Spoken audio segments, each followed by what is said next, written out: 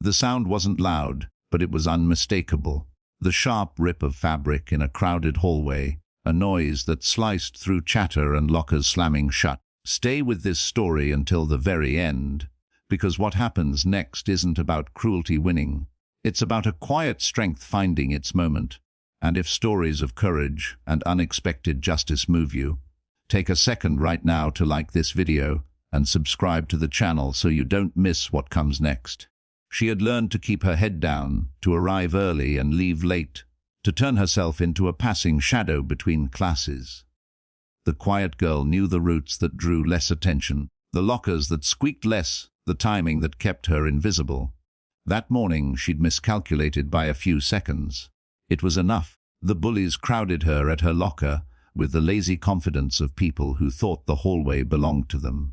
Their laughter came first, then the taunts, low, practiced, meant to shrink her. She reached for her books, fingers steady despite the tremor building in her chest. When one of them grabbed at her shirt, it wasn't dramatic or theatrical. It was careless, entitled, and deeply wrong. The fabric tore, and with it something inside her shifted. Not rage, clarity. Years of swallowing fear had taught her how to breathe when adrenaline surged, how to ground her feet when the world tried to knock her off balance. The crowd's noise dimmed, replaced by the quiet focus she'd practiced in empty rooms and early mornings. She didn't scream. She didn't freeze. She stepped, not back, not forward, sideways, the way her instructor had taught her, aligning her center with theirs, redirecting momentum instead of meeting force with force. The bullies didn't understand what was happening until gravity changed its mind. In one clean motion, she used their own imbalance against them. A controlled judo flip that put them on the floor staring at the ceiling, shocked more than hurt. The hallway went silent. She released immediately, hands open, breath steady, eyes alert. This wasn't a spectacle, it was an end to a threat. Someone shouted for a teacher. Someone else laughed, then stopped when they saw her face. Calm, resolved, unmistakably done being small. She adjusted her torn shirt, gathered her books, and stood where she was. When the teacher arrived, breathless and wide-eyed, the scene told its own story. The bullies scrambling to their feet, pride bruised, the quiet girl standing upright, composed, the onlookers caught between disbelief and relief. She spoke when asked, plainly and without embellishment. She named what happened and when. She didn't justify herself, she didn't need to. The bell rang, a reminder that time keeps moving even when courage interrupts it. As the hallway began to breathe again, whispers spread, not of fear but of recalibration. The quiet girl walked to class with a steadier step, aware that consequences would come, but also that something fundamental had changed. She had drawn a line and held it, not with anger, not with cruelty, but with control. And as the door closed behind her, one truth settled into place. Silence had never been her weakness. It had been her preparation. The classroom felt smaller than usual, as if the walls had leaned in to listen. She took her seat near the window, smoothing the torn edge of her shirt beneath her sweater, aware of every glance that landed, and then looked away. The adrenaline had faded, leaving behind a quiet ache. Not pain exactly, but the body's memory of having stood its ground. When the teacher began the lesson, the familiar cadence steadied her breathing. Ordinary things, chalk tapping the board, a page turning, the hum of the lights, returned the world to scale. Still, the moment followed her, not like a shadow, but like a compass needle that refused to settle. At lunch, a counselor asked her to step aside. The office smelled faintly of coffee and paper, a neutral place meant to soften sharp edges. She told the story again, carefully, naming actions and timing, not emotions. The counselor listened without interrupting, nodding where it mattered, writing nothing down until the end. There were questions about training, about intent, about whether she felt safe now. She answered honestly yes, she had training. No, she hadn't intended to hurt anyone. She felt safer than she had an hour earlier, and she didn't know what that meant yet. Consequences were discussed because consequences always are. Rules exist for a reason, but context lived alongside them, and today, context spoke clearly. The bullies were called in separately. Their confidence unraveled under quiet scrutiny, stories diverging where the truth had been singular. Back in the cafeteria, The quiet girl sat with her tray untouched, noticing how a few students hovered nearby, unsure whether to speak. One girl slid into the seat across from her and said simply, "I'm glad you're okay." It was enough. By afternoon, the school had adjusted its posture. Teachers lingered longer in the halls. Administrators watched with a patience that signaled attention rather than punishment. When the bell rang, she walked out under a sky that had decided to clear, the air crisp and honest. At home, she placed her torn shirt on the table, running her fingers along the rip, not with shame but with curiosity. Her mother listened as she spoke, then hugged her without asking for more. "You're allowed to protect yourself," she said, the words landing with a gentleness that made them heavier. That evening, the quiet girl practiced forms in her room, slow and deliberate, feeling how balance begins in the feet and resolves in the breath. She replayed the hallway not to relive it, but to understand it, how fear had sharpened into focus, how control had replaced panic. Sleep came late but deep. The next day brought whispers that felt different, less predatory, more cautious. A teacher pulled her aside to say the school would handle it from here. Another student asked if she could join the after-school practice sometime, curiosity replacing mockery. She nodded, surprised by the openness of it all. During a mediation session later that week, she spoke about boundaries, about how lines exist to keep people whole, not to divide them. The bullies listened, some with embarrassment, some with something closer to relief at having the truth named. Apologies came unevenly, but accountability took root in specifics, seating changes, supervision, a promise written and signed. As days passed, the quiet girl felt herself expand, not loudly, not all at once, but steadily. She joined a club she'd always watched from the doorway. She raised her hand in class. She laughed, and the sound didn't surprise her anymore. The hallway where it began became just another hallway, and yet she walked it differently. Not because she expected trouble, but because she trusted herself to meet it if it came. Courage, she realized, isn't the absence of fear. It's the practice of choosing clarity when fear knocks. The hallway didn't return to normal after the judo flip. It fractured like glass with cracks running through it. Students whispered in clusters, eyes darting toward the lockers where everything had happened. Teachers tried to restore order, but something had shifted.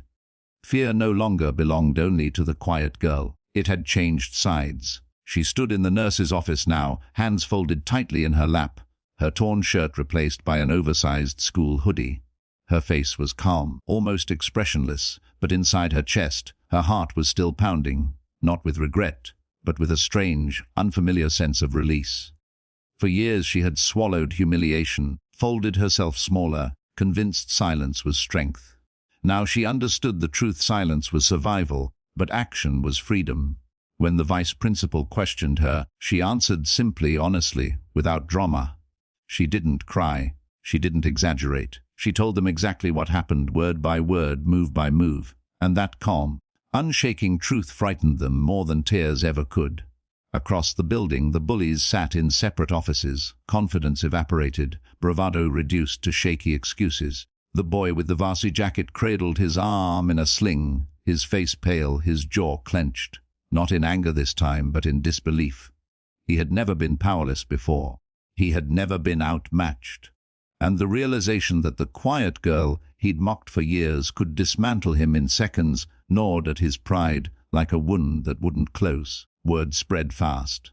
Videos circulated, then disappeared as teachers confiscated phones. But it was too late. The story had already burned itself into the school's collective memory. She walked through the halls later that day under a different kind of attention.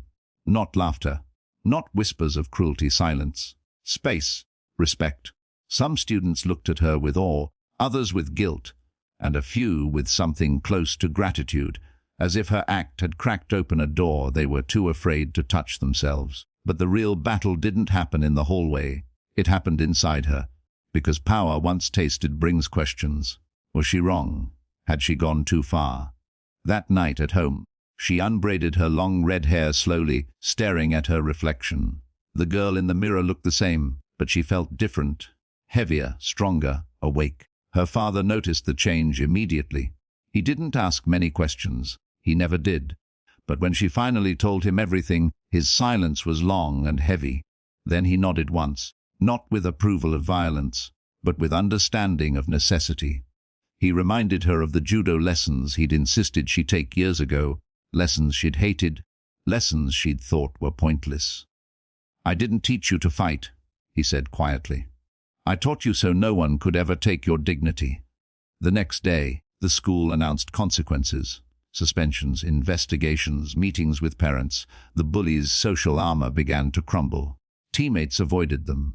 Friends distanced themselves. For the first time, they were defined not by dominance, but by disgrace. The boy in the jacket tried to laugh it off at first, tried to reclaim his old image, but every movement of his injured arm reminded him of reality. And then came the moment that truly broke him. In the cafeteria, surrounded by his friends, she walked past his table. She didn't glare. She didn't smirk. She didn't even slow down. She simply existed, untouchable, unmoved. And that indifference hurt more than the flip, more than the pain, more than the shame. Because it told him the truth, he no longer mattered. As days passed, others found courage in her silence and strength.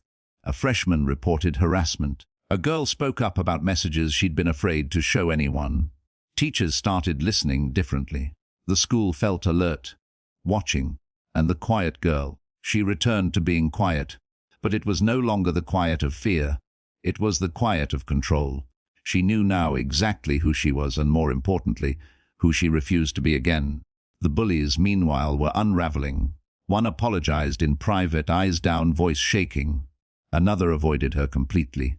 The boy with the jacket held on longest, pride fighting survival, until one afternoon he cornered her. Not to threaten, but to surrender. His voice cracked when he spoke. He said her name like it was heavier than a sentence. He admitted fear. He admitted shame. He admitted he didn't know how to be anything else. She listened. Then she said only one thing. "I didn't do this to teach you a lesson. I did it to end mine." And she walked away, leaving him with nothing to grab onto. Not anger, not forgiveness, just consequence. By the end of the week, the school buzzed with a new understanding. Strength didn't always shout. Sometimes it waited. Sometimes it endured. And sometimes, when pushed too far, it flipped the world upside down. What no one realized yet was this: the hallway incident wasn't the climax of her story. It was the awakening. The quiet girl hadn't just defended herself. She had changed the balance. And in the final chapter, the price of underestimating her would be paid in full. The school never truly went back to what it was before. But life rarely does after truth is exposed. By Monday morning, the atmosphere felt heavier, quieter, as if the walls themselves were listening. The quiet girl walked through the front doors with steady steps, her maroon sleeveless top layered neatly over the white collared shirt, her long red hair braided as always. Nothing about her appearance screamed rebellion, yet everything about her presence demanded respect. Students moved aside without realizing it. Teachers nodded a little more carefully. She had become a living reminder that limits exist, and crossing them has consequences. The administration tried to frame the incident as unfortunate, but everyone knew it was inevitable. Years of unchecked cruelty had finally collided with someone who refused to break. The bullies returned to school changed, stripped of their social armor. The boy with the varsity jacket no longer walked at the center of attention. He stayed near the edges now, quieter, eyes avoiding hers. His friends weren't laughing anymore. The hierarchy had collapsed, and without power, they didn't know who they were. What surprised everyone most was what the quiet girl didn't do. She didn't boast. She didn't threaten. She didn't become cruel in return. She simply lived, focused on classes, on her future, on the calm strength that now lived inside her. That restraint confused people. They expected revenge. They expected dominance. Instead, she offered indifference, and indifference turned out to be devastating. Slowly, something remarkable happened.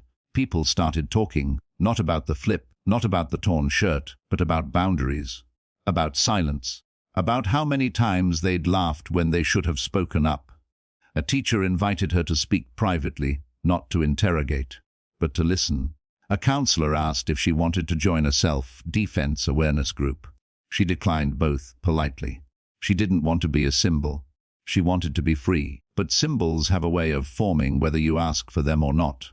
One afternoon, near the lockers, the same place where everything began, a younger girl stood frozen as two boys mocked her. Before fear could settle in, before cruelty could bloom, the quiet girl stepped into the space between them. She didn't raise her voice. She didn't touch them. She simply looked at them, calm, unblinking. The boys backed away almost immediately, muttering excuses. The younger girl looked up with wide eyes, relief washing over her face. No judo flip, no violence, just presence. That was when the quiet girl understood her true power. It wasn't her training. It wasn't her strength. It was the certainty that she would never again allow her dignity to be negotiated. News of that moment spread even faster than the original incident. Not because it was dramatic, but because it was different.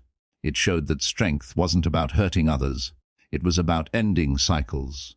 Even the boy in the varsity jacket felt it. Weeks later, he transferred schools. Some said it was shame. Others said it was pressure. But the truth was simpler. He couldn't exist where he no longer controlled the narrative. On the last day of the term, the quiet girl stood alone in the hallway after the bell rang, sunlight pouring in through the windows. She touched the locker gently, not with anger, not with fear, but with closure. That place no longer owned her story. She did. And as she walked away, lighter than she'd ever been, the school didn't see a victim or a fighter or a legend. They saw a girl who knew her worth and refused to let anyone tear it away again. If this story moved you, if it reminded you that silence doesn't mean weakness and strength doesn't always shout, make sure you like this video and subscribe to the channel for more powerful stories like this. Because sometimes the quietest people have the loudest impact, and their stories deserve to be heard.